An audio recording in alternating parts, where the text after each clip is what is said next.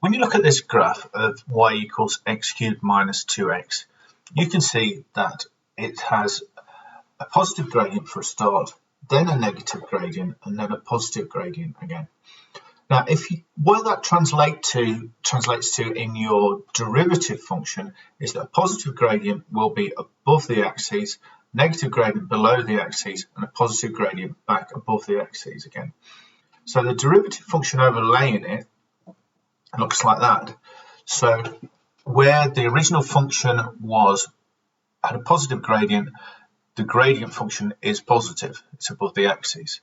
And again, you've got that negative gradient in the middle, gives a negative section on the gradient function, and the positive gradient at the end gives a positive area on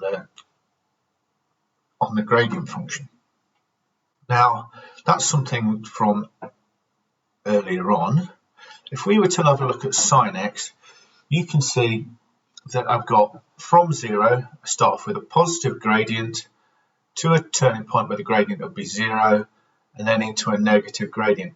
So you would expect my gradient function to be above the axes towards that turning point, and then go through the axes, and then below the axes post that turning point.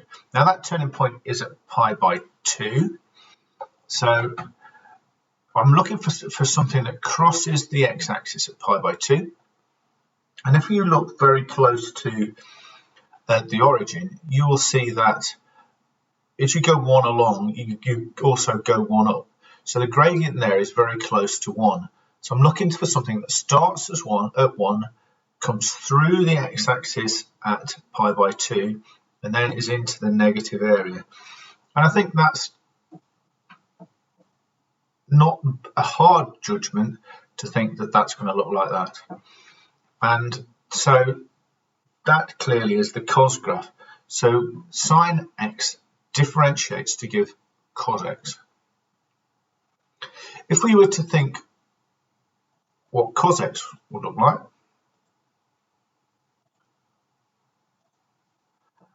and think about its derivative, it starts off with a derivative of 0 and then goes negative gradient all the way to pi. So I'm looking for a graph that is in the negative part in between 0 and pi before it starts to go positive again. Its gradient is the most steep at pi by 2, and it's about -1. So I'm looking for something that goes from 0 to -1 and then back up to the axis of pi, and it's going to look like this. And you can see it's a shift, but also you can see that it's a reflection of sine x in the x-axis. So the derivative of cos at this point, or at any point, is the negative of sine x.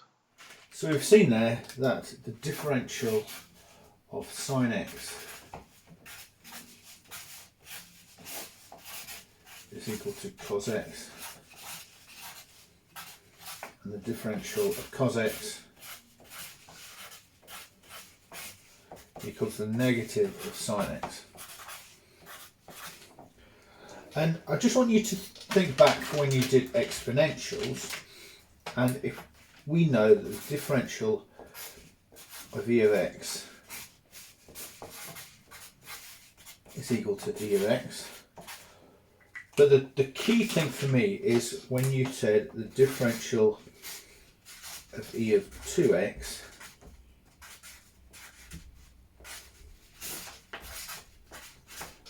that is equal to 2e of 2x. So this 2 here comes down to multiply, and later on in this chapter we'll see why that is. But for now I want you to appreciate that actually sine and cos are very closely linked to e, and if you were doing further maths and we were looking at exponentials and complex numbers, you would learn why. But we're not doing complex numbers, but for now I need you to realise that to understand or to know that they are quite closely linked. So if I was to differentiate sine 2x like that, in a very similar way to the way the exponentials work, I get 2 cos 2x. And if I was to differentiate cos 7x, I would get negative 7 sine 7x. So, in summary, the differential of sine ax is equal to a times cos ax, and the differential of cos ax is equal to negative a sine ax.